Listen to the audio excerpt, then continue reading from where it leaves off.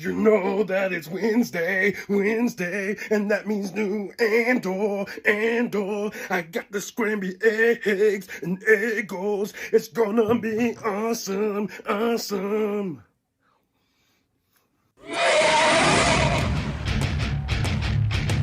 Spies, saboteurs, assassins. Everything I did for the rebellion. This is Rebel Force Radio's Andor After Show. I've been in this fight since I was 6 years old. Spies, saboteurs, assassins. Everything I did.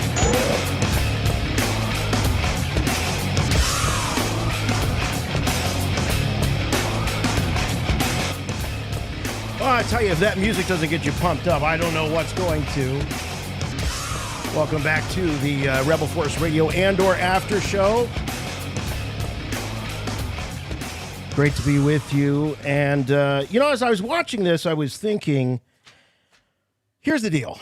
I don't mind that this show is what so many are calling a slow burn. I know some people are tired of hearing that, but it's a I remember being a big fan of Mad Men back in the day, and I love that show, and people would say, oh, it's such a slow burn. And, how do you enjoy it? No, I do enjoy it because I'm approaching this much differently than I did Kenobi, Book of Boba Fett, even The Mandalorian after the first season, because they've already told us that we're getting 12 episodes. They're getting 12 episodes in the first season, and there's going to be another season.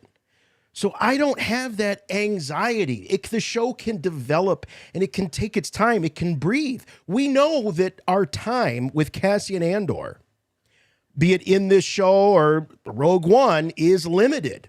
He's got a limited amount of time. The character does not live forever.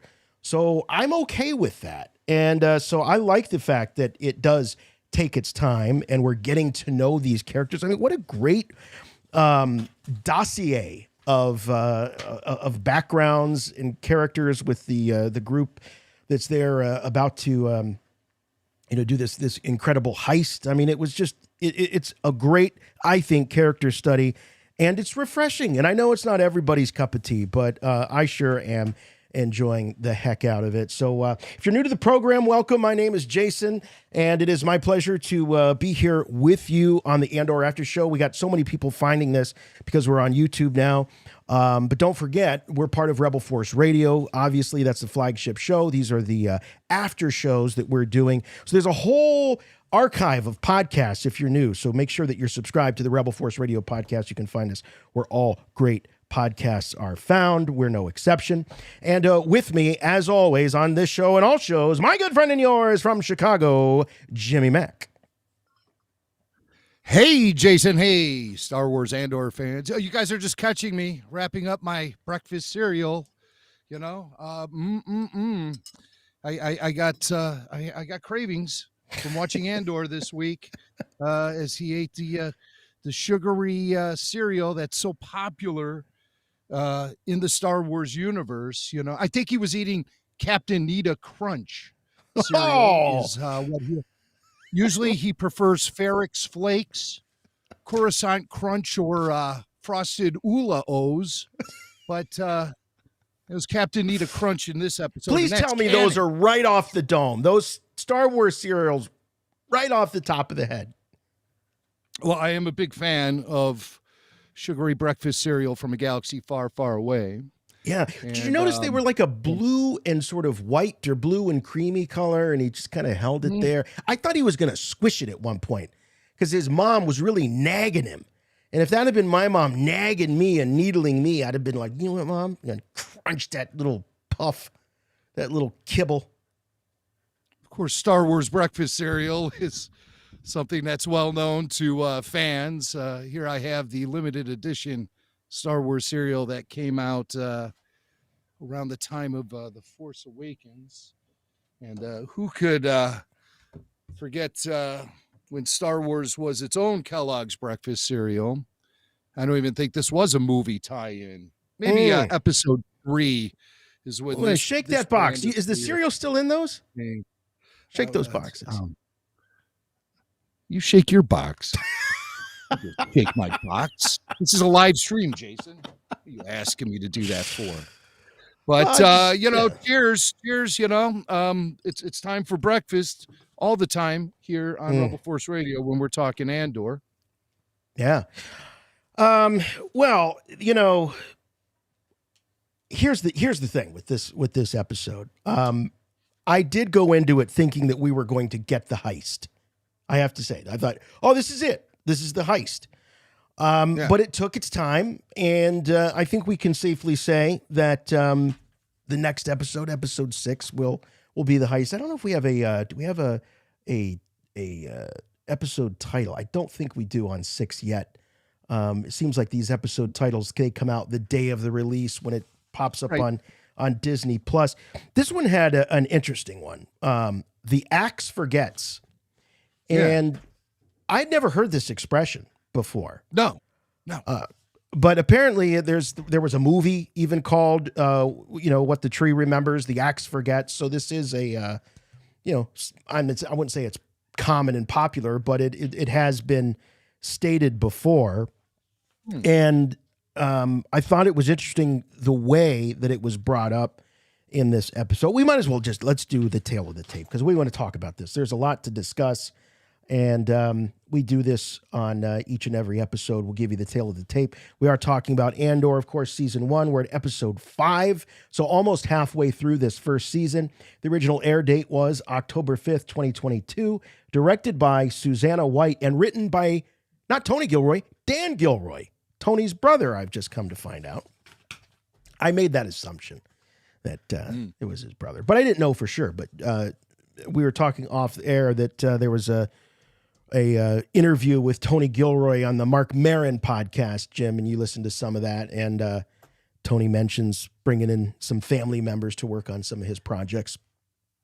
Yeah. We'll hear some highlights from some of these interviews Tony's been doing lately on the weekly RFR coming up later this week, coming up on Friday.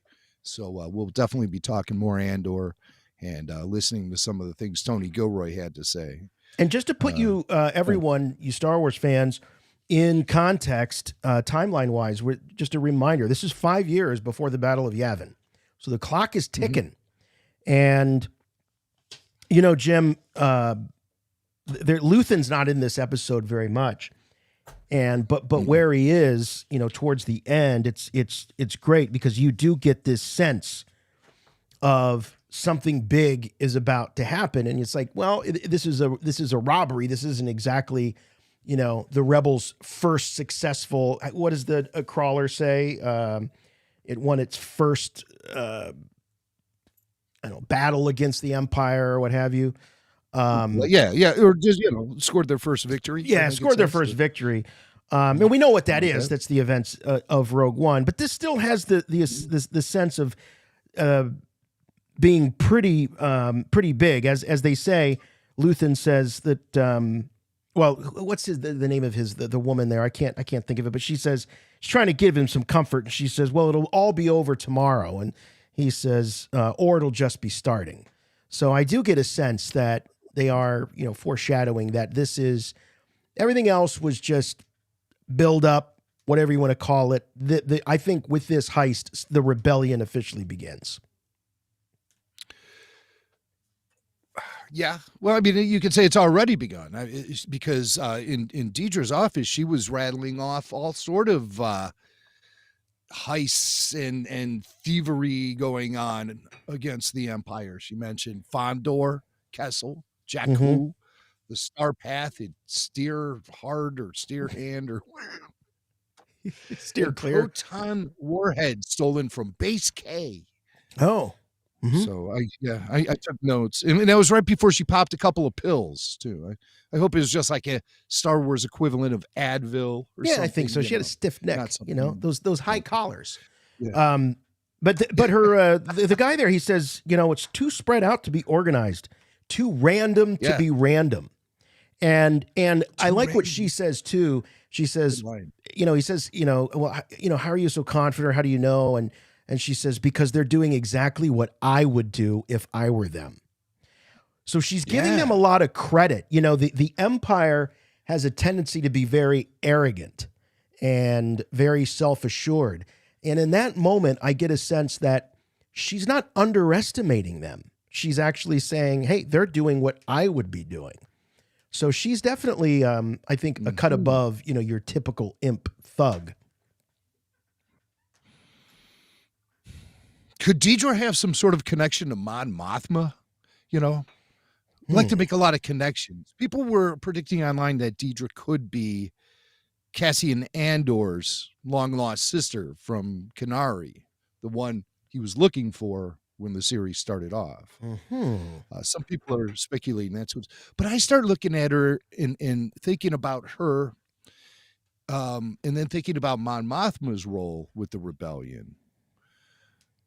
It's interesting because she says that's what I would do. So what if she and Mon were like twins that were separated at birth or something like that? She's Mon's long lost twin. I don't know. I know we've all read the interviews with Tony Gilroy where he says he doesn't want to have those sort of random connections and stuff, but that's within the realm of this show.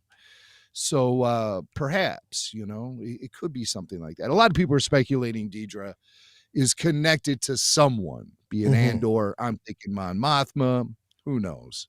But it has to be more than a coincidence that the rebels are doing things that she seems to think would just be like natural steps to take, like spreading out their heists and she trying to cover up her trail, I guess. Yeah.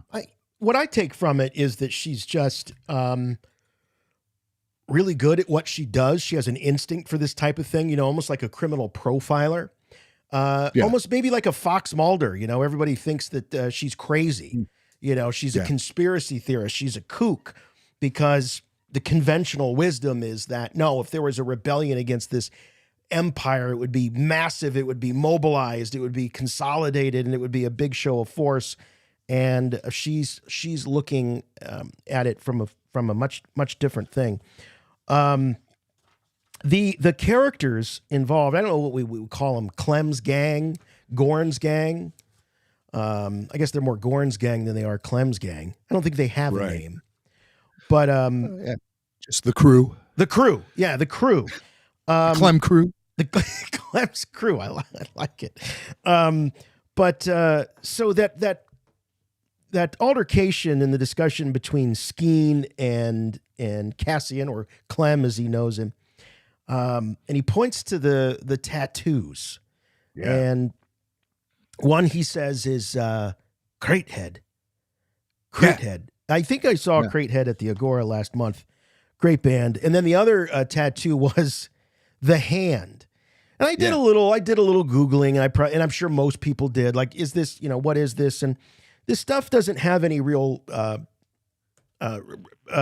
prior art in Star Wars, but there are some things we can infer from it. And they talk about cages, and that's where the title gets its comes from, because he talks about the axe forgets, but the tree remembers, and they're kind of dancing around this issue that maybe they were both orphans, that they were went through the system, detention centers, juvie, whatever, and they both. He says that he's out for revenge, and when he says that to Cassian, and Cassian reacts, so you're just out for revenge.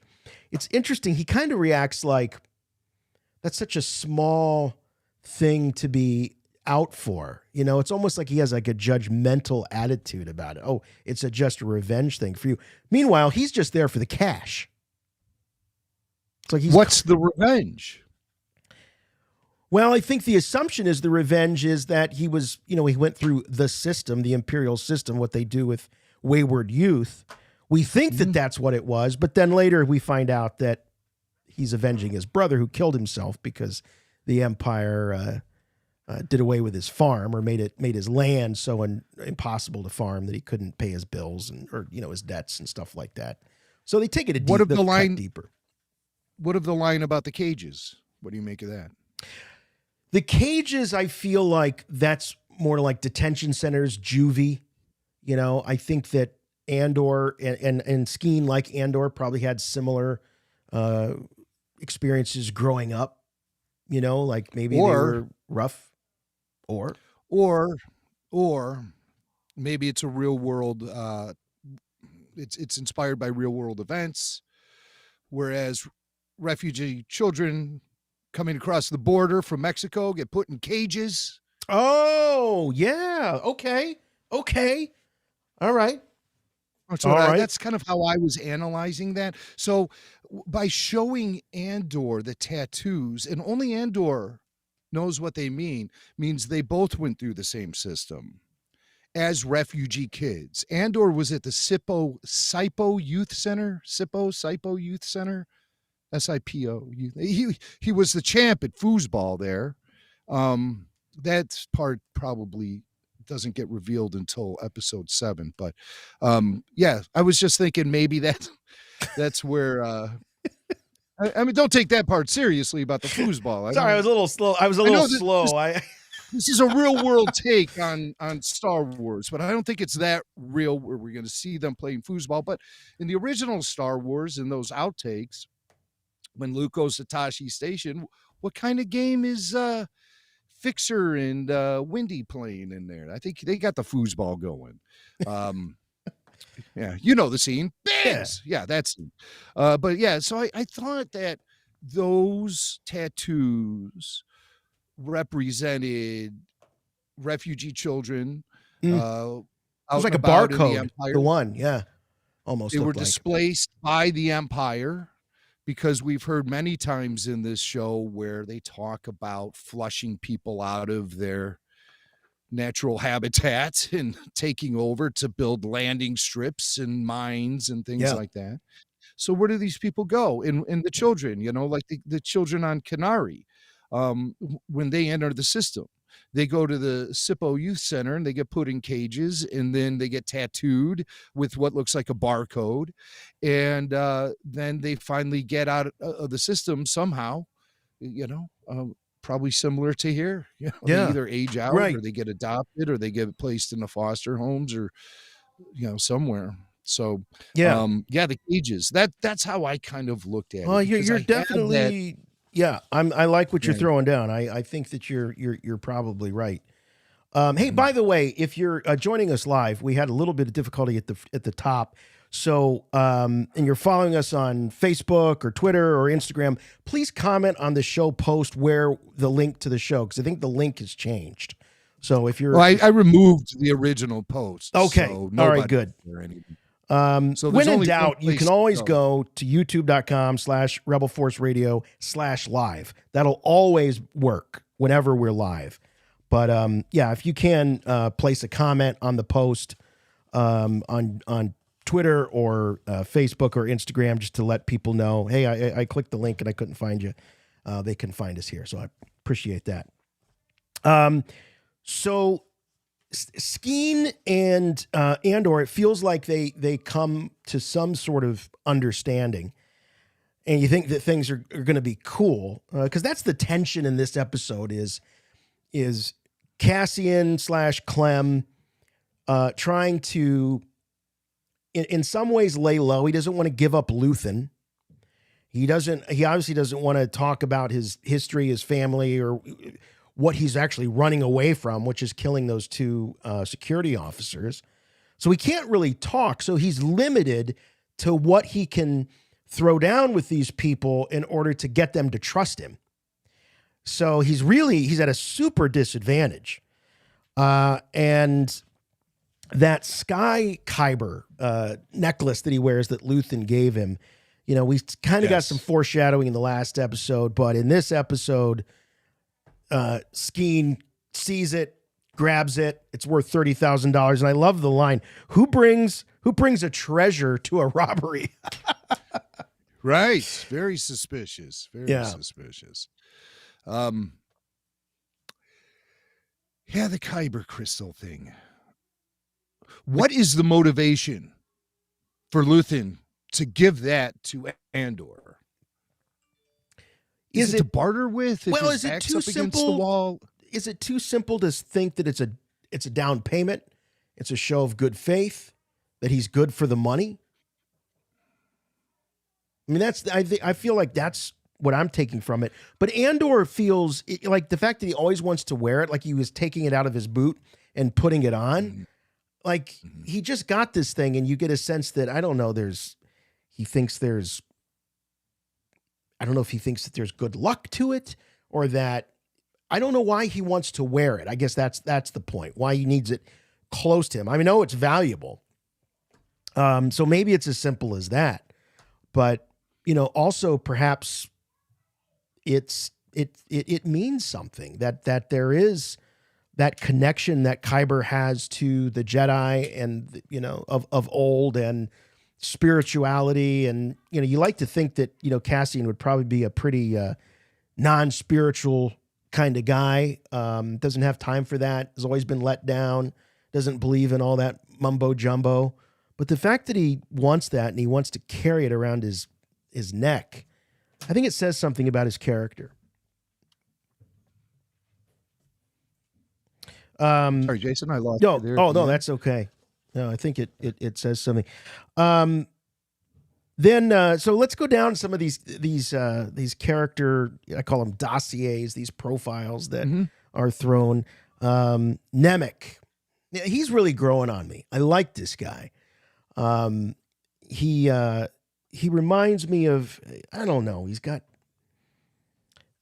you get a sense that he's a little sheltered, he talks a little bit too much. He's a little too eager. Nemec, he's described by Skeen as being all, he's green, but he's all in for the cause. He's a true believer. And he doesn't need, it's almost like he doesn't need to be acting on revenge. He doesn't need to be, acting on any other impulse or instinct other than philosophically he is so opposed to the oppression of the Empire. And he kind of gets in like a political argument almost with Andor at one point. He's an ideologue. Yeah. He's somebody who, he believes in the good fight. And he sees the writing on the wall. He sees where things are heading. And he thinks he needs to make a lot of noise about it to recruit people over to his cause. Is he writing something? He has propaganda, doesn't he? That he It looks was like working on? yes. Yes. Yeah, he made brief mention to something like that. He may have laid that on Andor. And that could be a tipping point for Andor to make it not just about the money, which we know there is more to Andor than just the money. That's kind of a front he's putting up a little bit, I think. I mean, when he tells those guys, he reveals, I'm getting paid. I mean, for the money. I mean, he's not blowing smoke. He's not trying to throw them off of some trail. The only thing he's trying to keep obscure is the nature of Luthen and his existence. But other than that, I mean, Andor, what does he really even have to cover up for? He's got nothing to lose. Well, he's about to commit a huge crime. So what's it matter that he has this other crime? I mean, I guess, is there honor among thieves? I mean, I guess my thought would be, let's say I reveal that I offed a couple of security that was under the jurisdiction of the Empire or whatever. Is there a reward? They might assume that there's a reward for him. They could turn him in. Hey, there's cash. They're under the radar. So I guess I can understand. And that's the thing about this type of show is that you don't trust anybody. It's Paranoia City, man. Like everybody's a suspect. And and I'm even enjoying that. Nemec says to Skeen, he says, you don't trust him. He goes, I barely trust you. Mac and I have been working for 15 years together. We still don't trust each other. Yeah, lots of side eyes. Cinta Kaz, fearless, the toughest. And he also says, and I love this, I don't know, I've never heard this one, so maybe this is Star Wars phraseology for, she's in a relationship. Don't worry. And don't get any ideas. She's already sharing a blanket. Yeah. I think that's a Gilroyism more than a Star Warsism. Yeah. Sharing a blanket. Yeah. But there's definitely sparks flying. Do you think there's some sparks flying between Cinta and Andor? To the point where Vel not especially. No. no, Really? No, I didn't pick up on it. she was I didn't pick up dressing on it. him, helping Yeah. him, putting the stuff on.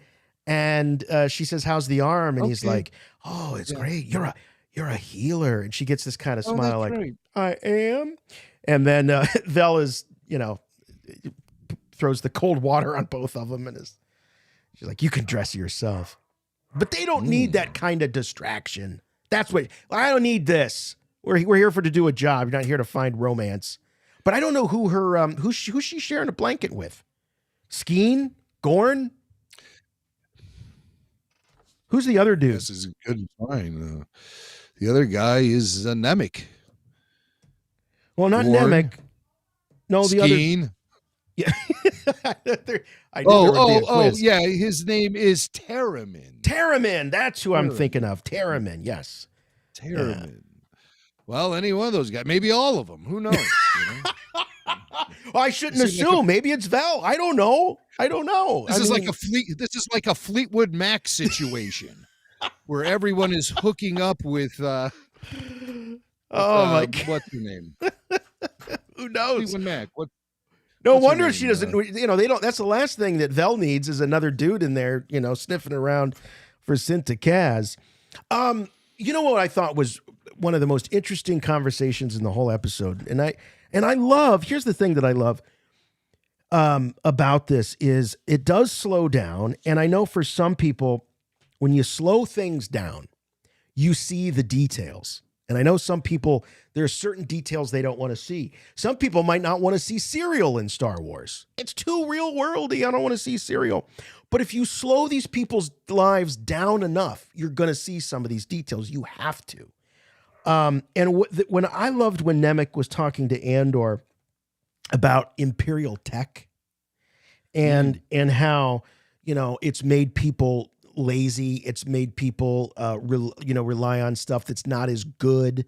And he talks about how the Empire causes you to forget your liberties, your freedoms, and things like that. And I just thought it was just very, very interesting and maybe a bit prescient when you think about it. Doesn't take long, and I'm not. Don't get me wrong. I'm not trying to get political here at all. But what I mean is everyone talks about COVID and how, it's hard to remember life prior to COVID. That was only 3 years ago. And that had a lot of moments where we had to adjust to different things in our lives. My point is that even though the Empire is, 15 years old at this point, about, and you think, well, 15 years isn't that long. But when you compound it with what people have gone through in those 15 years, he says 40 atrocities, it's easier to hide behind 40 atrocities than a single incident. So the people are just getting beaten and beaten and beaten down for 15 years. By the time it's all over, it's 20 years. So when Obi-Wan Kenobi, this all has a point. When Obi-Wan Kenobi says, "That's a name I've not heard for a long time.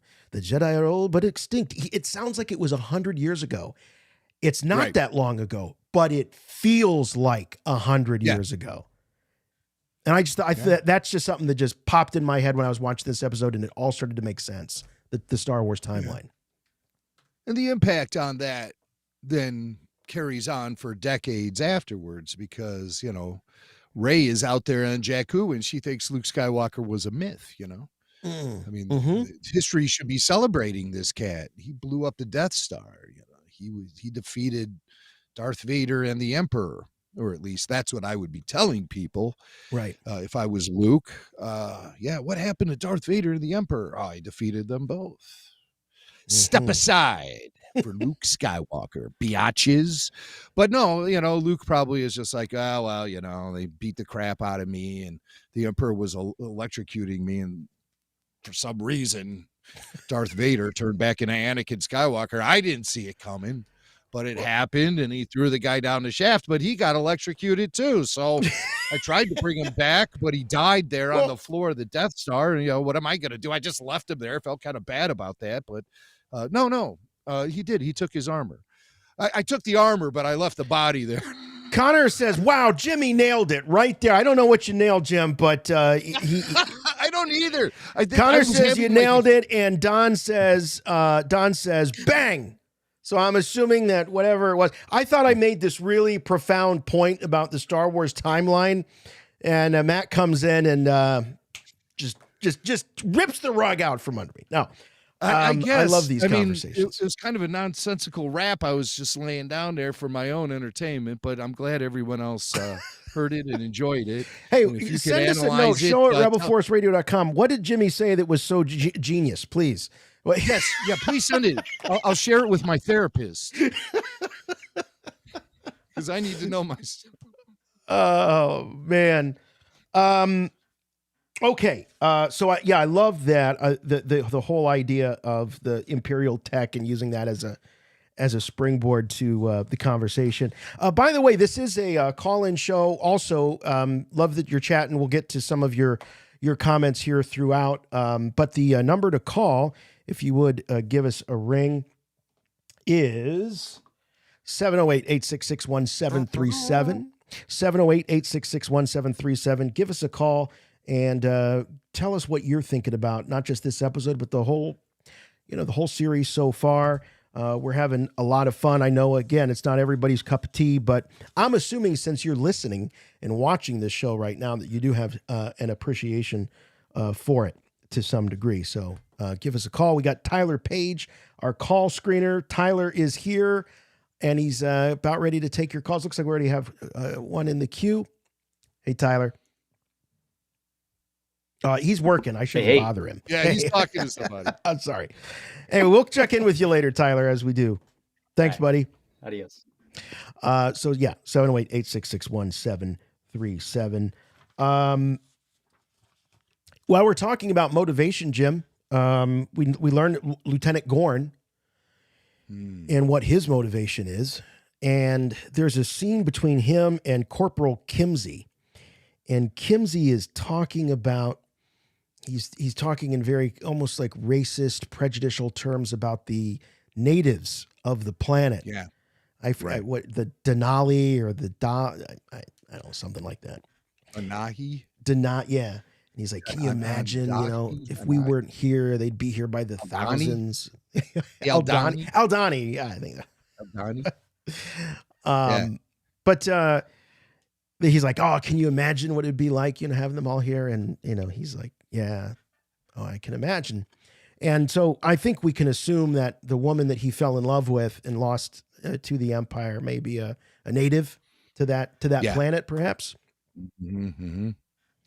Yeah, that's a good call. His mission against the Empire, his turncoat mission against the Empire is strictly personal.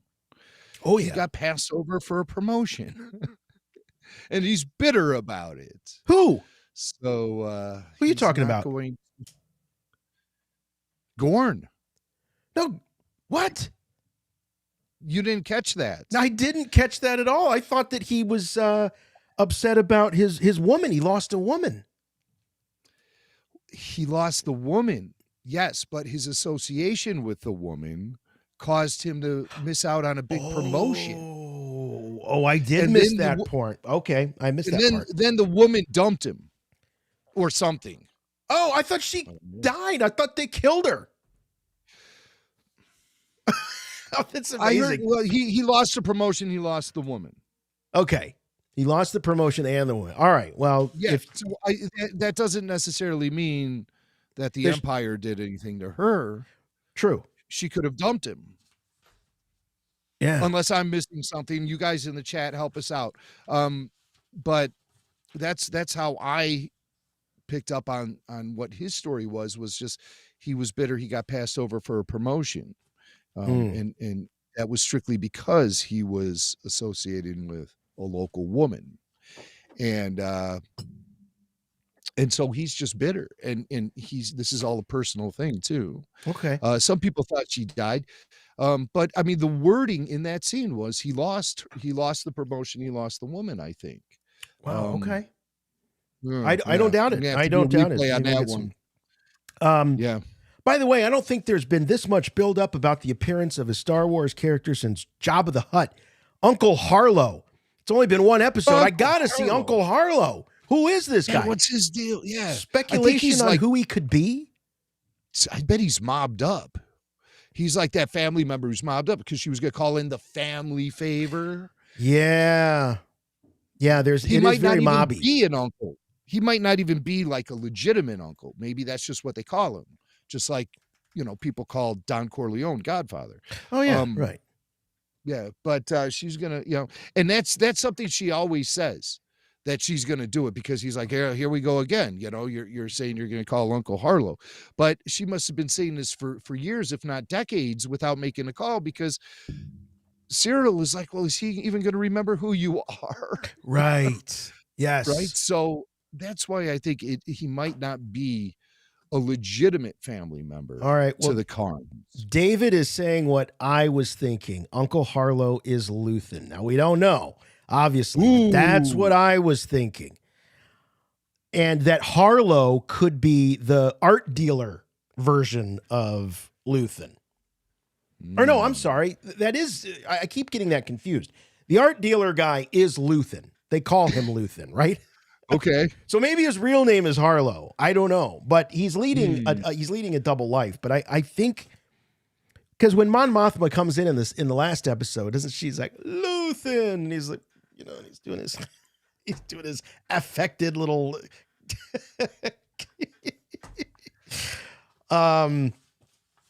Anyway, so Uncle Harlow, all bets are on who Uncle Harlow is. Want to get to some super chats here. Thank you guys so much. Let's start with Turtle Wars. Turtle Wars says, the Ghost Crew Rebel Cell is forming about the same timeline. I wonder if there will be any tie-in with any Rebels characters at some point in the Andor series. Probably not, but something I would love to see. Turtle Wars, I'd love to see it too. And I'm not I like Rebels, but I'm not, like a real Rebels super fan, like we know exist in Star Wars fandom, and good for them. But I still think, because of this sort of being a culmination of sorts, or what leads to a culmination, that it would be a mistake to not have some reference. Now, I'm not talking about them all showing up, in the Ghost, but some reference to them, because they're very important, as we covered. They helped us find Wedge Antilles, and when they recovered those pilots. So I think it's important. Max shaking his head. I know how you feel about the animation, crossing over into live action, which there's obviously a lot of precedent for. Happening. But yeah, that's clearly happening now with the Ahsoka series. And it looks like the Ahsoka series is going to be a direct continuation of Star Wars Rebels. You want to know where the story is going to happen next?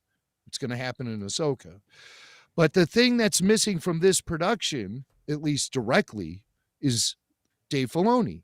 And I think that any appearances by the Ghost or the crew, or anything outside of just a brief mention, Easter egg, what have you, like what happened in Rogue One, where you had Chopper show up. Right. You hear them page Syndulla, Hera Syndulla, little things like that. And the Ghost appears. Does the Ghost appear in Rogue One? I think it does. I know it appears in The Rise of Skywalker. But those are just little Easter eggs. Real solid scenes with these characters and continuation of the story from Star Wars Rebels. That's going to happen in a Dave Filoni production, I firmly believe. I don't think Tony Gilroy has any two craps about the animation series. I think any mentions of familiar Star Wars terminology, like planets, even like somebody like Sly Moore, who got a shout out a couple episodes back. I think that strictly comes from Story Group, where it's just Gilroy writes something where it says in parentheses planet, you know, planet name needed or something. And they asked Story Group, well, what kind of planet name can we slot in? Yeah, Jakku. Fondor. Go for a Jakku in this one. Throw in a Kessel here. Yeah. You know, and that's how it works, I really believe. I don't think Gilroy is cross-referencing There's a dartboard. animated shows or encyclopedias or anything like that. It could be a dartboard. But that's what I think is going on here. As far as any sort of direct connections to previous Star Wars stories or things that happen along the same point in the timeline, that just gets fill in the blanks via Story Group. Amber says, can we please talk about the Cap'n Crunch Oops All Berries? Oh, yeah. Mac is already ahead of it. He's already poured his bowl. Captain Nita Crunch is what it is, actually. Yes. And, of course, with Captain Nita, yes, apologies are accepted. Always. Mike Aragon says, watching Andor tonight with my 16-year-old son who loves Andor almost as much as I do. That's awesome, man. I'm glad you have somebody to share it with. That makes it so much more fun. I haven't got my family on board yet. They haven't watched any episodes. No. I don't know what the deal is, but it's just not grabbing them right now. Yeah. You know? I haven't even tried. That really surprises me. They keep saying they want to watch it. They just haven't done it yet. Yeah. Everybody's watching this Dahmer thing now. I can't handle that. You're talking about Too Real World. I mean, that's something that's even, it's really it's gross. Real, but it's too far-fetched for even this galaxy far, far away. I wouldn't say that because there are Star Wars references in the Dahmer show. Oh, don't tell me he was Believe a fan. it or not. Is that coming up in Star Wars and pop culture this week? Maybe it should, I guess, since everyone's talking. Do we go there? It. Oh God. Yeah, there is a yikes factor involved. Because we don't want people to run to their smart TVs to stream that. Yeah. No, and we don't want to do anything by using Star Wars fandom to redeem Jeffrey Dahmer. In any way, right. Right. One of us. Oh, no. What are you watching? No. Jimmy Mack said that this guy likes Star Wars like me. Insanity. All right. So, tune in this week. We'll feature the Dahmer references or the Star Wars references in Dahmer. It's yuck. Let's go to the phones. We're going to start with Patreon member Brian. Brian's from New York. And Brian, you're on with Rebel Force Radio. I'm going to let Jimmy Mack greet you so that we make sure that you can hear Jimmy Mack. Hello, Brian. Oh. Hey, Brian. Hey, Jimmy, how you doing? Brian. Hey, good, man. Hey. Welcome to the show. Welcome to the after show. Yeah. May I get you something? Thank Cool you. Hear you loud. Well, I just wanted to start by saying thanks to you guys for all the content you provided over the years. I've been listening for a long time, and I love the podcast. Thanks, man. You're very welcome. Thank you. Regarding the show, so I remember during Bad Batch listening to one of you guys' podcasts, and you were kind of saying that you were feeling a little iffy about how it was a sort of adventure of the day show, sort of like The Mandalorian also was adventure of the day episodes. Every episode is kind of different and not exactly connected strongly to the previous episode. And this episode is so serialized, one episode into the next, it's a long story, almost like a long drawn out film. Mm-hmm. And I was just curious, when Mandalorian comes back and Bad Batch comes back, are you hoping for more of this sort of serialized storytelling, or are you going to be comfortable with them going back to a adventure of the day type of showing? Do you think that this show is sort of reimagining what other shows might be doing going forward? That's a great question, Brian. Thank you very much. Thanks for the call and the Patreon membership. Jim, I think he brings up a good point. Will this, for some fans, will it for you? Will it for me? Will it change in some ways maybe not your expectations so much, because you know what you're getting with Bad Batch, you know what you're getting with Mandalorian, But will your tolerance for it be changed because of this being such a methodic, slow burn, 12 episodes versus 8, where we have more time to sort of sit down and get to know these characters? Will a faster, more intense series like a Bad Batch or a Mandalorian feel too much? Will this somehow change your palate? I don't think so, because it's a palette that's been conditioned by 45 years of a particular Star Wars tone and vibe and rhythm.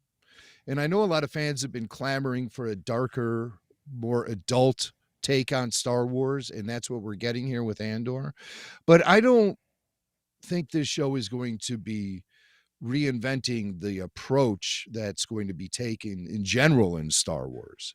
I think this is, while it does feel more like an experiment, really, than sort of like shifting lanes. But I would imagine there's going to be more of this type of approach being taken in Star Wars in the future. But will it come into play with established shows like The Mandalorian or what we've seen now? Bad Batch, that's obviously an animated series, and it is developed more as family entertainment, whereas Andor is more specifically mature. And I think there are a lot of Star Wars parents out there who have younger kids in the single digit age, where they're not going to be watching Andor. Yeah. And so that's a real change in the direction of the entire franchise that I don't think anyone is going to be taking. I don't see this setting the course for Star Wars going off into the future, because then you'll be shifting it from family entertainment to adult drama. Yeah. And I just don't think that's going to happen. I think this is a very specific experiment, yes, but I don't see it changing the course of the tone of Star Wars as a franchise. Yeah. And the other thing too, well, first of all, the beauty of this show is because it takes place between Rogue One, or excuse me, prior to Rogue One, it's always going to be there. So you talk about the kids that are maybe 8, 9, 10 years old, and this isn't really their thing, but this will always be there for them when they do get older and they're more interested in something like this style of show. So it's sort of timeless in a way, because it's not like it's The Mandalorian where it's continuing into Star Wars territory that we haven't been in before. So this is nice connective tissue that will always be there for kids, in Star Wars fans when they get ready to, even your family, even Wendy, it'll always be there for Wendy when she wants to go visit it. She's not going to necessarily get it. I don't think any like major spoilers. I don't think she's going to lose anything by not living it week to week, like we are. And the other thing is, you talk about this being more of an experiment. I think that's absolutely true. One of the hallmarks of Star Wars is, despite its episodic nature, and it is serialized. I mean, Star Wars has always been serialized. The cost of entry isn't all that high. Yes, it helps to see the previous ones, but you can drop in and enjoy a Star Wars film without having seen the one that comes after, the one that comes before. I don't know that Andor works that way. I think Andor is definitely, the flavor is a lot stronger. It's a lot more enjoyable the more you know going into each episode. Oh, yeah, definitely, for sure. And I think that this series has been buoyed by what you already know from episode 1. And what we already know comes from Rogue One. That's why we root for Andor. I mean, would we be rooting for this guy so much if we were just introduced to him and we don't know that his life takes a more morally and, just path? He takes a more morally just path. Yeah. Do we have any indication that can happen with the way Andor has been revealed to us thus far? We know only what we know about Andor is what happens in his future. Right. Everything else with a is few flashbacks that we don't really know. They're just little clues We don't really know what his It's just background telling us is. where he came from. Yeah.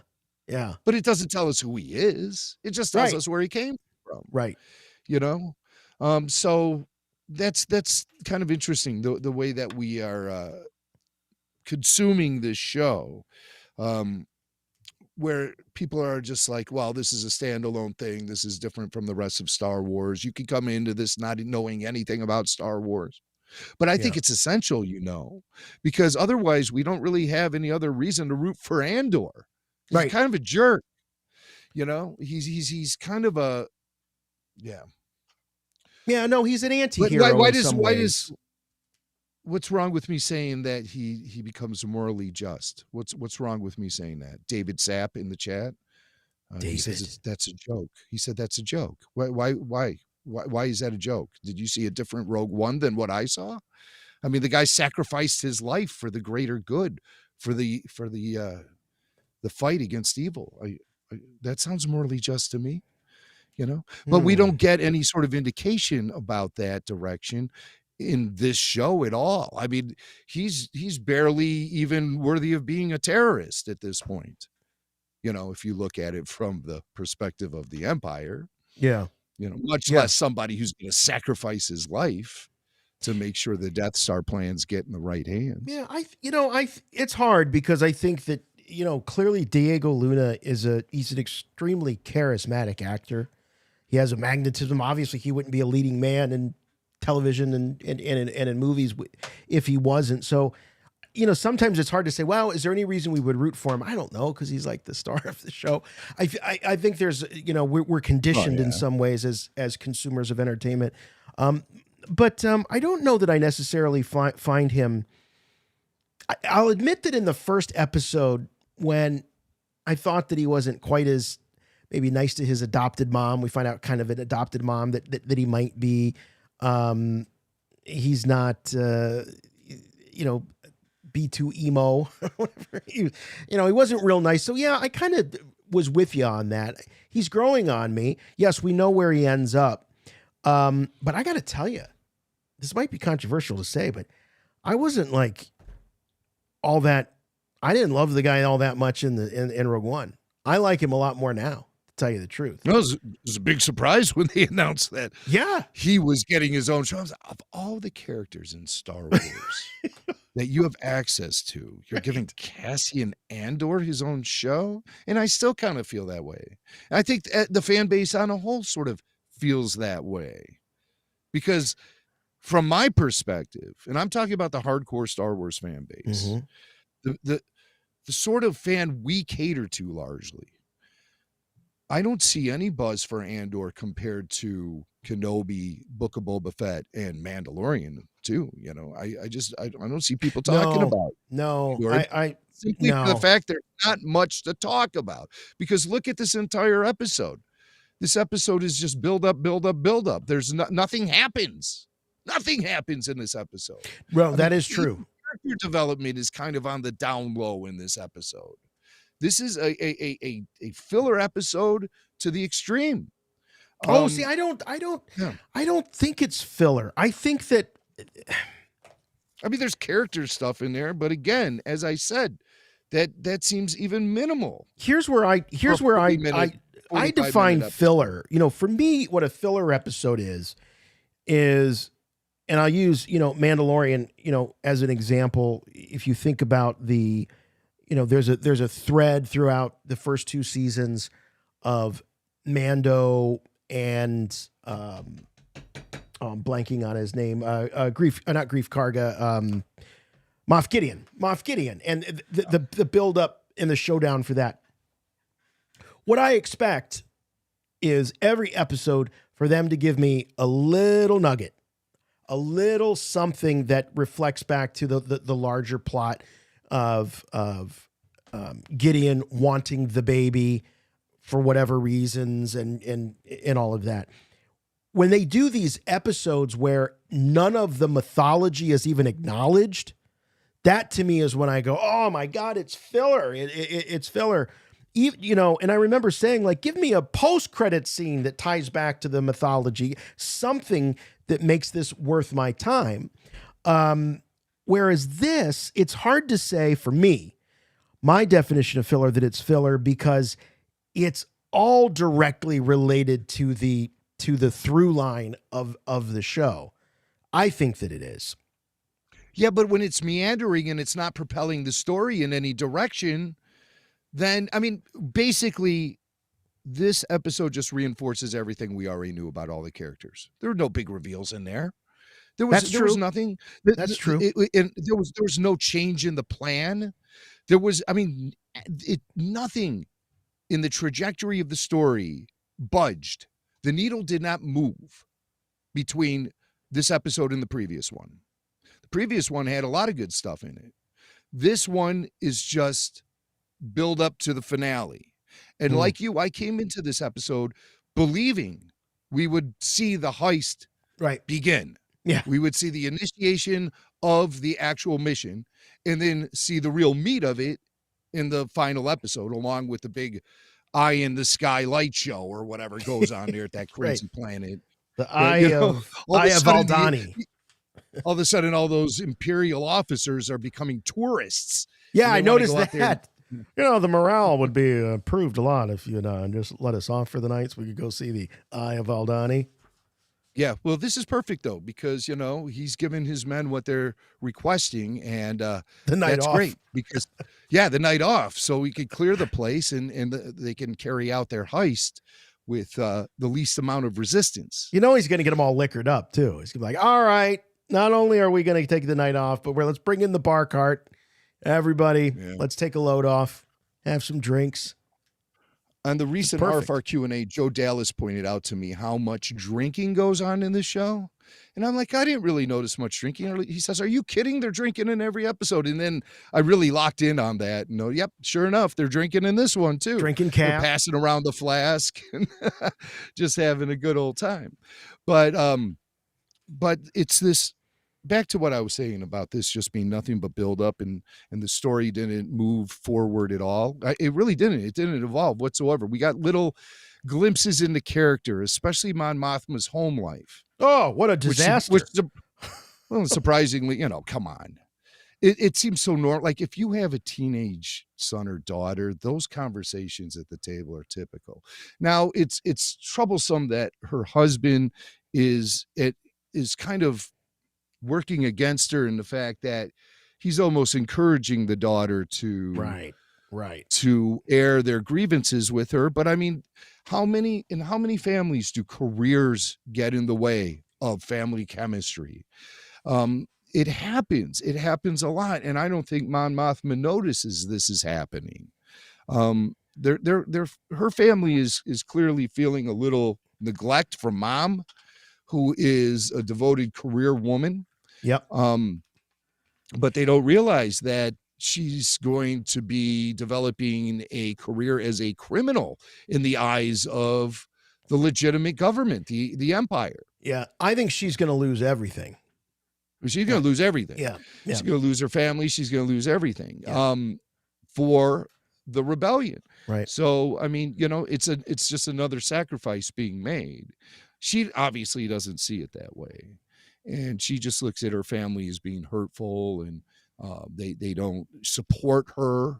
Yeah, these are that talk about reality and TV. I mean, these are conversations that go on around the dinner table all across the country and world when you're dealing with careers and teenagers and husbands and wives and all of that stuff. Yeah, I have a 14-year-old daughter at the dinner table these nights, and and they say the darndest things. I guess this one felt it just felt a little deeper, and maybe it was, as you point out, Jim, you had the dad that was sort of like, he wasn't playing referee. He was kind of like, it was like pile on mom. Pile on mom. Yeah. Because they're feeling neglected by her. Right. And she's pulling double duty, like double shifts. She's got her day job, which is a senator. And then she's got the night gig, which is a spy, essentially. And clearly the family doesn't know about this. Right. A reference was made to it. I think he was referring this new committee. And she said, you wouldn't be interested. It's charitable. And so that's a slam on him. Is that her cover for Meeting with? I think so. Oh, okay. Good pickup. I did not pick up on that. I think so. And so, she slams him to provide the cover for this mysterious new committee that he heard about from someone else. And so she's obviously trying to keep that on the down low. Yeah. And not get her family involved in what is going to be a very sticky situation for her. She's only a few years away from stepping away from the Senate, from resigning. And that is, you can see that in, I think, season 2 of Star Wars Rebels. I can't remember. I'm going to go back and rewatch that episode. Boy, I forgot. She does. Yeah. They do actually, don't they extract her from a certain location at some point? And then she puts out propaganda on the Imperial Broadcast Network. Yes. On the HoloNet network. Now that's coming back to me. Classic Donut, supporter of us here at Rebel Force. I love that. On top of the $7.99 per month for Disney Plus, I would pay $19.99 to see and own a whole new season of a Star Wars series the moment it drops. These old school weekly episodes are driving me nuts. Thoughts? If you're talking about, being able to buy physical media of the series, I'm all with you. I would love to be able to add these to my shelf, these series. But if you're talking about a drop, like what Netflix does with Stranger Things and things like that, I say no. I'm liking it 1 week at a time. I really am. Yeah. I got to say. Me too. Now, I get that Andor is a much slower burn than the pacing and everything. You desire to see more as soon as the episode ends. And because none of these episodes end on like a particularly high note or cliffhanger or shocker or anything. They just they just end. You're right. You're right. Ends. Yeah. And it's like when you see a movie. I'm not used to. Yeah, it's like when you see a movie recut a little bit for to go on TV.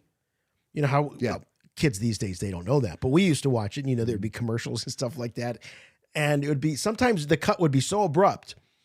And this feels a little bit like that. Like they took a big, long movie and they just chopped it up. I don't want to say it's arbitrary because, but it's not, like you say, it's not like there's a big crescendo at the end of each episode and then we roll into the next one. You're absolutely right.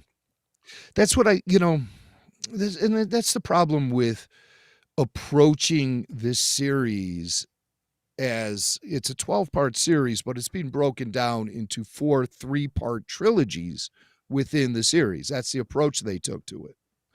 And unfortunately, the middle part of trilogies are often the slowest part.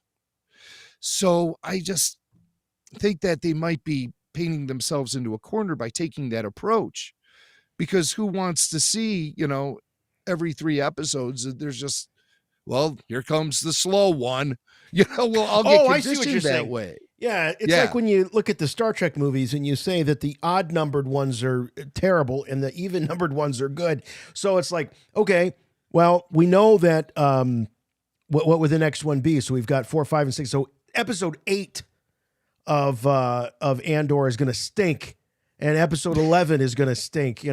Well, stink is a hard word to use. I just think acknowledging that it's not propelling the story forward at all. Because I guarantee you'll be able to watch this series and jump from episode 4 right into episode 6 with no problem. You won't be missing anything. Right. Now, think about the things that happen in this episode that might be interesting. Well, we see Cyril has kind of a controlling mother, and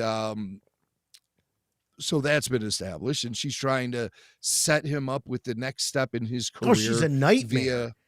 Via a family member. Yeah, she's a very, I don't want to get into the details. You fill in the blanks, but very stereotypical kind of mother who, pats your cheek with one hand and then slaps you across the face with it. Literally, we saw that happen. Yeah. So she's a handful. She's a smother. And okay, so we get that. But didn't we kind of get that idea even in the brief glimpse we got of her? Immediately. Yeah. We knew what Cyril was walking into at home. Yeah.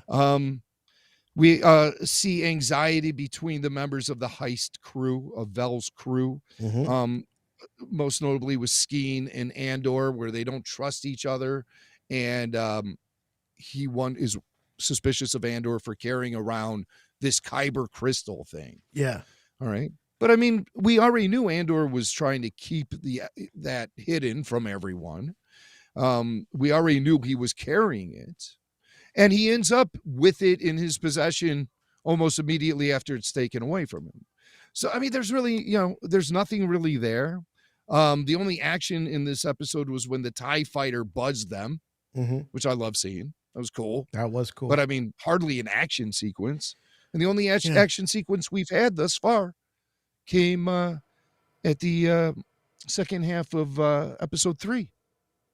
The escape. So that track record really concerns me, but we know we're building up the action sequence next week. That's fine. That's fine. But what else happened in this episode? We see Mon Mothma at home and get reinforcement that her home life isn't exactly stellar. Yeah. It's very uncomfortable, as a matter of fact, and dysfunctional. But we already knew that. We saw the interaction with her and her husband already when he was setting up the living room, the dining room for dinner. So a lot of this is doubling down, tripling down on stuff that we already reinforcement, knew. Yeah. And that might be beneficial to us as the series rolls on, you know. But I don't think there's an episode of any Star Wars streaming series where nothing happened to the extreme of this particular episode of Andor. Nothing happened. And that's a problem I've had with network TV dramas, going back to ER, where nothing would happen for a whole season, much less a single episode. Except in sweeps, February, you could always rely on something. Someone would get in a car accident, they'd be in a coma for a few episodes. Let's go back to the phones. We got Brandon from Tennessee. You're on with Rebel Force Radio. We're talking Andor, episode 5. Hello, Brandon. Hey, guys. Hey. Can you hear me? Yeah, absolutely. Okay. I don't know why it just hit me this episode that the lack of non-humans in Andor. Like, I think everybody that spoke this week in the episode was a human. Maybe it's just to save money. I'm not sure. And I guess the second thing, the more I watch it, and you see the inner workings of the Empire and the structure, if Andor would, this season or next, be a good opportunity to introduce Thrawn, maybe. I don't know. I don't see that. And I'll leave you with this. Mon Mothma's ally may be Jar Jar Binks. So I thought that while I was waiting. Misa don't think so. Oh, Nope. man, Yep. you jinx. You owe me a Coke. Thanks for the call, Brandon. Appreciate it, buddy. No, I don't think that her contact is Jar Jar Binks. I actually think, I'm not saying they're going to, because I don't think they will. I think introducing a major Star Wars character, for lack of a better word, a fulcrum character, in a show this grounded would be a great idea. I think it would be an excellent idea to have Thrawn's first appearance in a show like this. It doesn't have to be big. It doesn't have to be over the top. Number one, Thrawn was never a fulcrum. Okay. That's a rebel term. No. I'm using it in the generic sense. No, I'm not using it. Well, I think Cassian actually does go by the code word fulcrum at some point. I think that was already revealed in some guide or encyclopedia. I was just using it as a word to describe a character that is very important. That's all I'm saying. So I think that unveiling a character of significance in a show this grounded in sort of Star Wars reality would be a good idea. I think it'd be a cool idea. I think they would consider it if there weren't already plans to include Thrawn in the Ahsoka series, which is going to debut next year. So I don't think they want to put that cart in front of the horse. I think it would be beneficial to show Thrawn if the Ahsoka series had already happened. And then you get a flashback to see Thrawn, younger Thrawn, coming up the ranks in the Empire. Young Thrawn. But I mean, familiar characters from the old expanded universe, I think is a long shot. I mean, we can't even get a Greedo in this show, for crying out loud. I mean, no aliens. I want to see an alien so bad. I miss Horatio Sands as Mythrol. When I find myself clamoring for a Mythrol cameo, you know that this thing is bare of aliens. And I'll take a frog lady. Hey, get the frog lady. Bring her in, man. Bring her in with her eggs. Do something. I mean, this is Star Wars. Mm-hmm. This is a galaxy far, far away. We've always known this galaxy to be heavily populated by alien creatures ever since we walked into the Mos Eisley Cantina. Ever since R2-D2 got shot by Jawas. We've always been around these exotic species, races, creatures, what have you. Yeah. Where is it? When it's not there, is it Star Wars? Ben brings up a good point. Elements are missing. Ben brings up a good Star Wars. He says there were so many. Ben Bamboo brings up a good point. He says there were so many aliens involved in the rebellion. Would be nice to see more of them in the show. Absolutely. I totally agree. And there's a lot of precedent for it. Just anything to give us that quality, the aesthetic, I get you want to make it a drama and everything, and you want it steeped in reality with very human characters, but I mean, surround them with the aliens, put us in that Star Wars universe, because you get to a point where it's like, you want to make it such a different take on Star Wars, you exclude all of the Star Wars. So is it Star Wars? That's the danger. That's the danger. Yes. And so many people who are just like drooling over this as far as critically, they always say this, it's so refreshing. There's no Star Wars in this Star Wars show. They keep saying that. Yeah. Yeah. And I've always said talk about the Star Wars that is and not the Star Wars that isn't, Right. So I've been pretty lucky in the fact that I can look at this show for the most part and enjoy it without getting bogged down by the things I'm bringing up right now in conversation about the aesthetic of Star Wars, the aliens, the pacing. There's no humor in the show. The show is 1,000% humorless. And there's no romance. So, I mean, all of these things. So you take away the aesthetic, you take away the tone, you take away the romance, you take away what are we left with? Is it just Star Wars by name? Star Wars hasn't had much romance since Padme and Anakin rolled down that hill together on Naboo. But I'm with you. I like the romance element of Star Wars. I am really surprised because as much as you all think that probably Mac and I are talking constantly between shows. I mean, we text back and forth and we email back and forth, but he's very cagey. He does not like to reveal his feelings off the air. He wants to keep it fresh.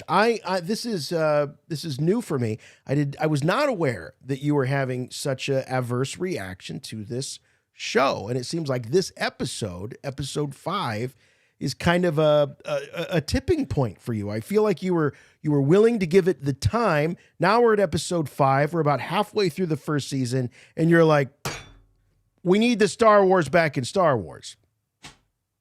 Well, I thought we were going in that direction a little bit with episode 4, where we get better glimpses into the Empire and things like that. But I'm not having great anxieties about this, but I'm just spitting out a bunch of observations I'm making here. And no, that's fine. No, that's fine. No, that's totally fine. I'm just saying this is, I am actually, after working with you for so long, that I am actually a little bit surprised by your reaction to this episode. It's nice to be surprised. When you're with someone for a long time, Mac, it's nice to be surprised once in a while. Well, I mean, I do have a policy, and you know it. The Jedi Council of ours will start texting about these episodes. I don't like to dive into it for that. the show. I like to save it all for this moment, Yeah. And sometimes it's the talking through it that brings me to these cathartic moments, breakthrough moments where it all sort of comes together for me. And I am fully committed to this story. I'm all in. I'm totally invested in the whole entire thing. But I mean, give me a flipping R2 unit. There hasn't been a single one. It can roll around in the background for all I care. It doesn't have to be the R2. It can be any R2. Man, I mean, this reluctance. Yeah. And the reason why Tony Gilroy gets the opportunity to do this is because Lucasfilm hasn't had a grasp on it for the longest time. Mm-hmm. Mm-hmm. They're just trying to throw anything at the wall to see what sticks. You know, the luckiest thing in the world that happened was when Favreau dropped the Mandalorian off in their laps, and it turned out to be a huge success.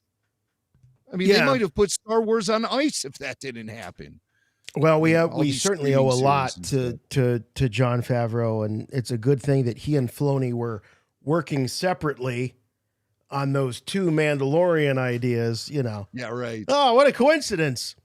Here, let's get to a couple of super chats. Chris just dropping by just to give us a few bucks. Thanks. I'm sorry, thanks, not Chris. Curtis Flug. Thanks, buddy. Appreciate that. Oh, this is a familiar name. Those of us that know Miss Kathy. She says, you guys should do a live podcast at the Scum and Villainy Cantina in Los Angeles. You'd be a major hit. First round is on me, Dutch, and Steven. Well, we know who that. We know that crew. If you're buying, we're flying. Let us know. We'll come out and we'll do we'll do one out there. Heck yeah. I would love to do a live podcast from Scum and Villainy right there in the heart of Hollywood.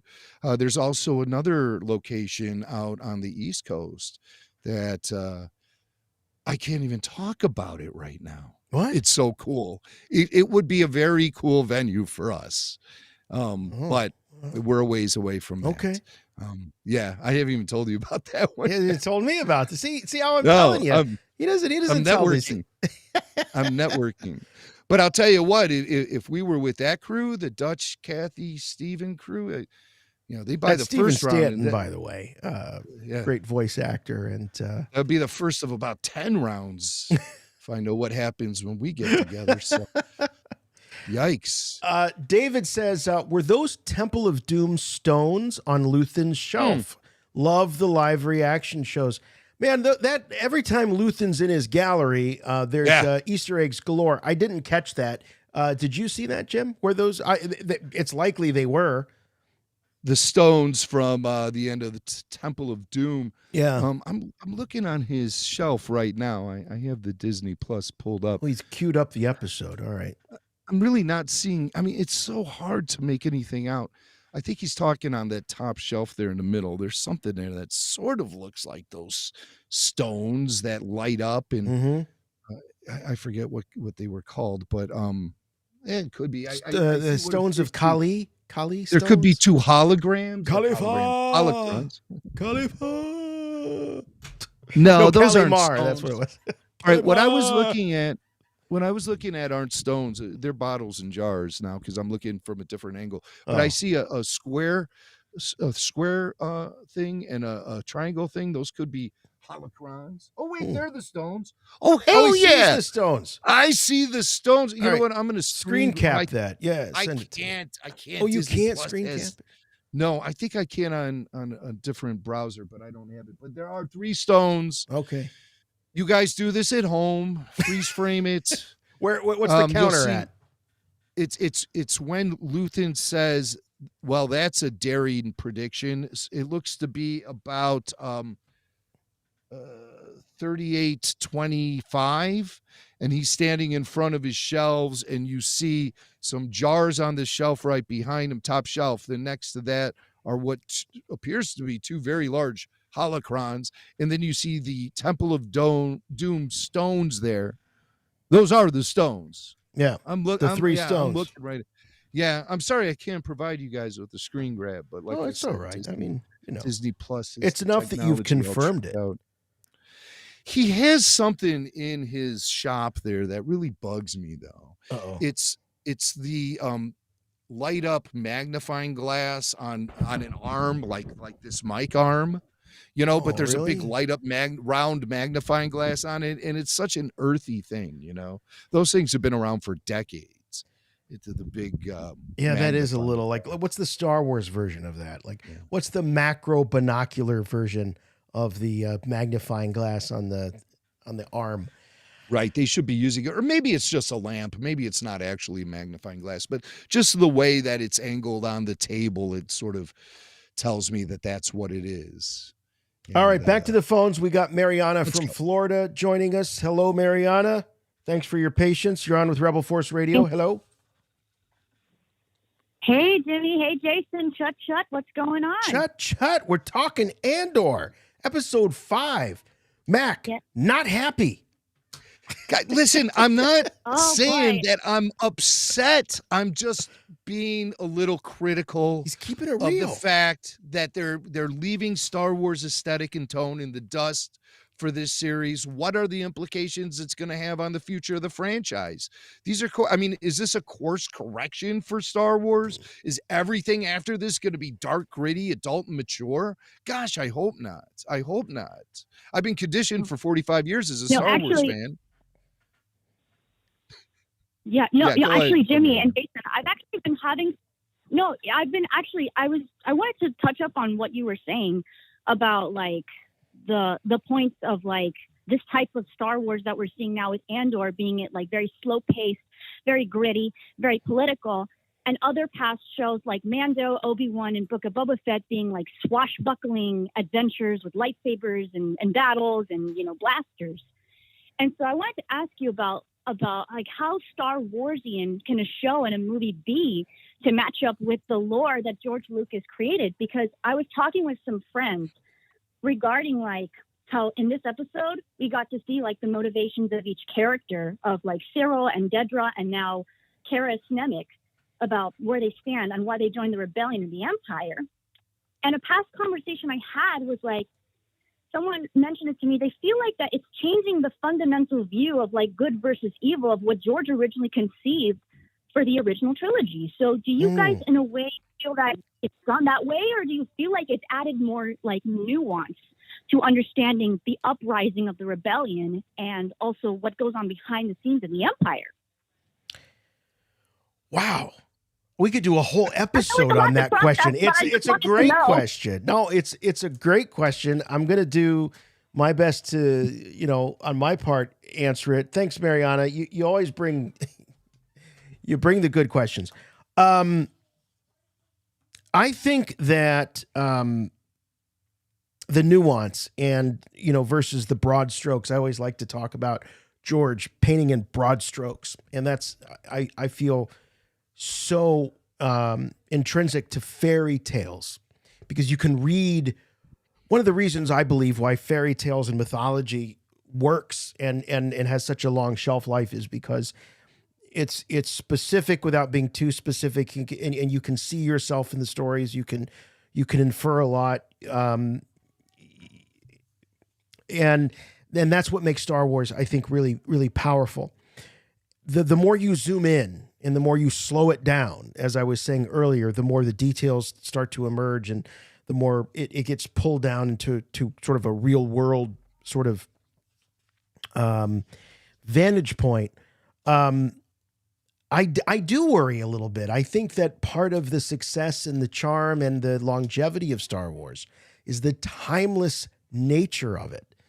It is A Galaxy Far, Far Away is tantamount to Once Upon a Time. And that's not a small thing.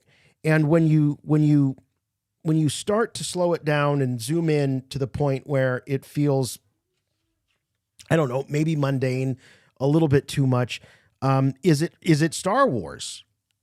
It takes place in the Star Wars universe. I think we're going to have to qualify some of this stuff. I think there's going to be things that are based on Star Wars, just like at the end credits, based on Star Wars created by George Lucas. I mean, that's really what this is.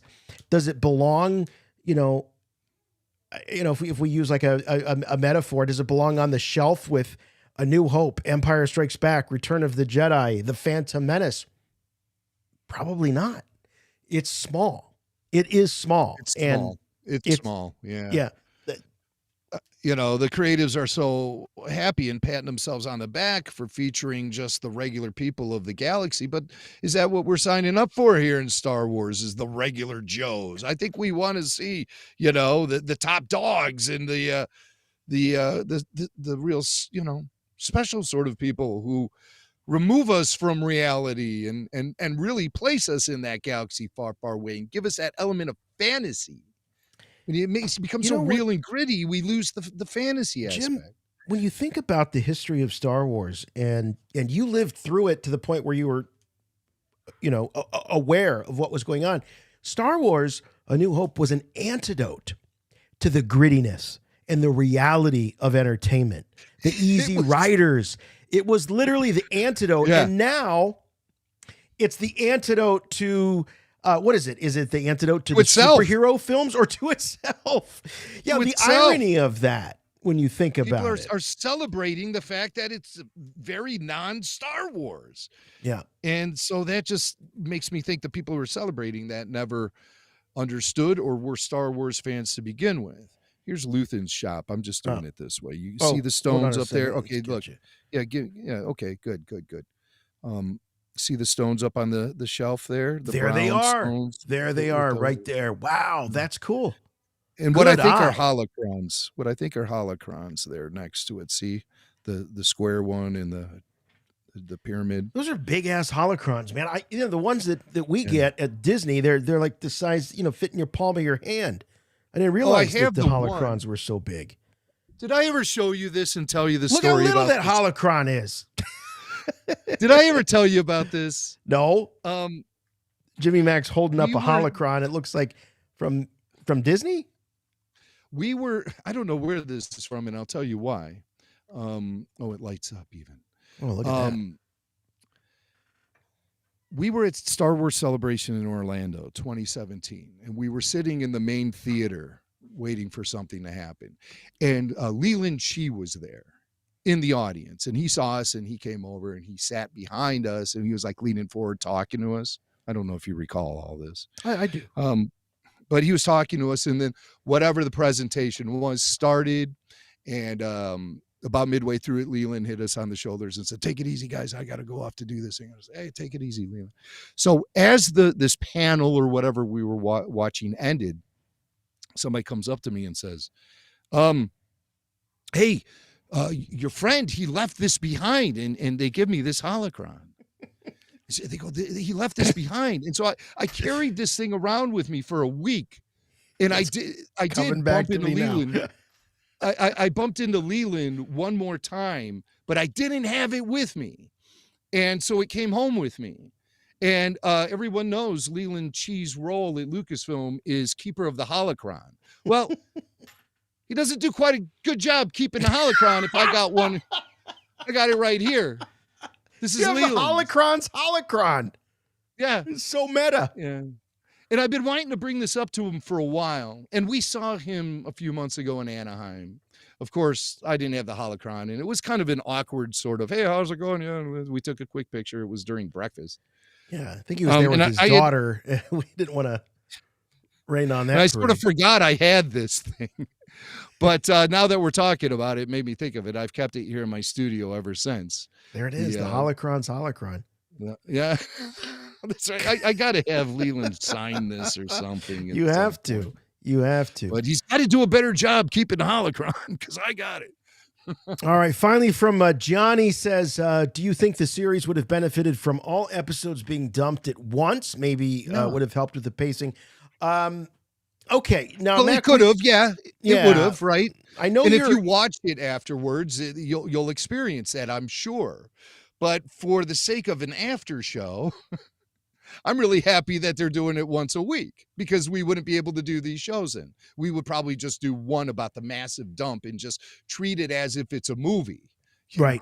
But this way we really get under the hood of this show and pick it apart, nitpick it if necessary, critique it, praise it, whatever, episode by episode. If they drop it all at once, then at least for us as podcasters, it's not as much fun. Plus, I like if it's a slow burn of a show, let's have it really slow burn its way into our fan base. Yeah. And I think it's more effective that way. It doesn't just come and go. We get 12 straight weeks of conversation, and speculation and all kind of fun discussions about the show. And I think as a fan base, we all experience that way. Podcasters or not. Yeah. I always believe that Netflix steals that. I think they shoot themselves in the foot by doing that. I think they destroy the buzz. These are pop culture moments that become so fleeting due to everything being on demand and all available in one big avalanche. I think that pop culture needs a little bit of time to breathe. And I mean, Star Wars wouldn't have made the impact it did if it debuted in the year 2022. It wouldn't. It would just be another, it would be Stargate or something. I watched my daughter. She's a huge fan of Stranger Things, and that seems to be one of obviously the most popular and a great example of what happens when you dump the show all at once. Now with this last one, they dumped the whole season with the exception of kind of like some longer episodes that they did. And what I was thinking as she was, on social media and she was devouring the episodes, I'm like, this would have been a lot more fun if it would have spread it out through the summer a little bit. And she would have had more, just more time to digest it and think about it and, until the next episode. I am definitely coming around to that. Yeah, there's immediate gratification in having them all at once. Certainly. And you can have a couple of really fun nights, staying up late. But at the end of the day, I really do like spending time with these characters and having a whole week to think about it and get excited about it. I'm liking the way it is. And of all the Star Wars shows, this one may have benefited the most from being dropped all at once because it is a little bit of a slower show, but I'll take it. I like it. Week to week works for me. All right, man, that was a lot of fun. What a great conversation. Thanks everybody for tuning in and being part of the conversation, the super chats, the regular chats. We got Matt saying, come on, Matt. He says, Andor is my favorite Star Wars in a long time. It makes all of Star Wars feel bigger. All right. Good on you, Matt. If you love it, you love it. David says, I like the weekly drops and then chewing on them and talking about them, but then also binging on the rewatch. The rewatch. All right, Mac drinking, eating his cereal. Wait a minute. Cyril was eating cereal. his Cyrilos. Cyril's eating cereal. I can't believe it took us 90 minutes to get to that. Cyril's eating cereal. We will get there eventually, folks. Lots of fun. Tyler, thank you so much, buddy, our call screener, for hanging with us and screening the calls. Any thoughts you have about this episode and the series in general as we get into about the halfway point? A lot of thoughts, and I talked to my friends about those, but really Jimmy was it was like watching a Jose Abreu home run for me because it was just everything that I was thinking earlier. And what I have to keep reminding myself is we're 20% through with the show. There's still a lot more. What I don't want to happen is this to be a Tony Gilroy show in the Star Wars universe. And then the only thing that moved the plot forward or had some sort of questionability in this episode is when he's talking to those guys and he's like, you guys didn't think about calibrating the weight? And they're like, oh, we don't know what we're doing. But that I don't know. That's just a little, very small plot point. So I don't know. But no, that's a good one. I should have brought up that scene because he establishes not just his credibility but his necessity in that moment. The whole thing would have gone awry had he not. Well, we don't know. We haven't seen the heist, the robbery, but we can think that the whole thing may have gone awry had he not been thrust in at the last minute by Luthen. Yeah, it's hard to say, but man, just great being here, talking to you guys, listening to you guys, talking to the callers, watching the chat. It makes the show better in my opinion. So awesome. Yeah, see, if you're not, hanging with us here at Rebel Force Radio, you're missing half the fun of watching Andor. I think that can truly be said. Well, thanks, Ty. We love it. Thanks for being here. You make it so much easier for us and a lot more fun. So we'll catch up with you next week. Jimmy Mack, final thoughts. Andor, episode 5, The Axe Forgets. Well, this was it was the one episode I stayed up till 2 a.m. to watch last night. Paid the price all day for it. And maybe that sort of colors my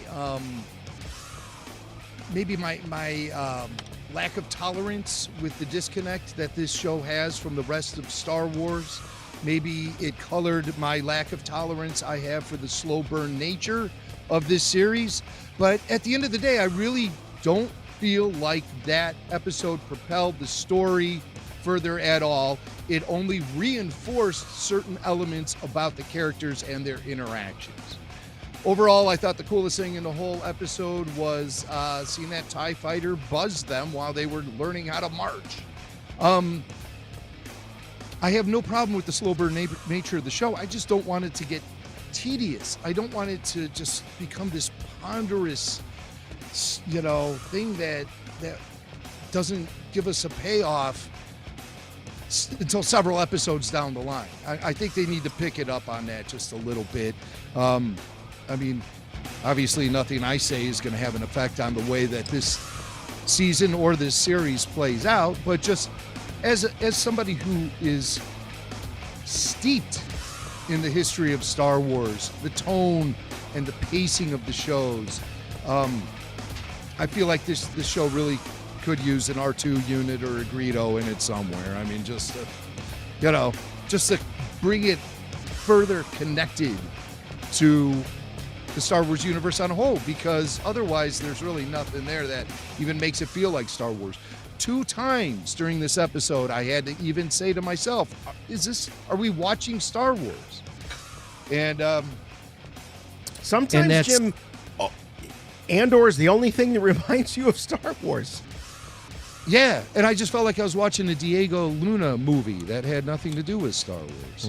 I don't want that feeling. I want the same buzzes I'm used to getting from Star Wars, and I don't mean to nitpick this thing to death, because like I said, I'm all on board with this and I want to see where it's going.